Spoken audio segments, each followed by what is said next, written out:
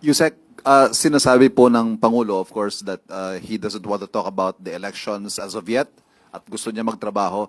Pero gustuhin man po niya at hindi, following Vice President Duterte's announcement yesterday, it's going to be political. It's going to be about the elections moving forward. How does the President see this affecting his plans, his governance? Wala, hindi maapektuhan. Maaapektuhan ba ng isang vice presidente na nag-announce lamang siya na siya'y tatakbo ang pagtatrabaho ng Pangulo? Kung ang iisipin lamang ng Pangulo natin ay ang mga sinasabi ng vice presidente, hindi natatakbo ang gobyernong ito. So, hindi po maaapektuhan ang focus ng Pangulo para maiangat ang ekonomiya ng bansa, maiangat ang buhay ng bawat Pilipino, at masolusyonan ang issue sa baha na hindi na solusyonan noon pa. And given that, makakaasa din po kaya tayo na the President will make statements concerning the Vice President's tirades against him.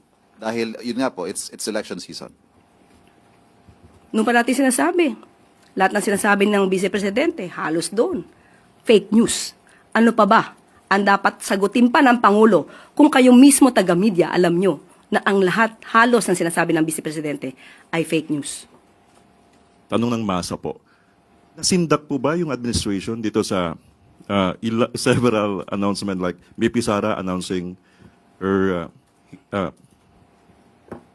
decision to run for president in 2038 and yung sinasabi si Senator Robin Padilla supporting VP Sara and Amy Marcos? Ang Pangulo masisindak?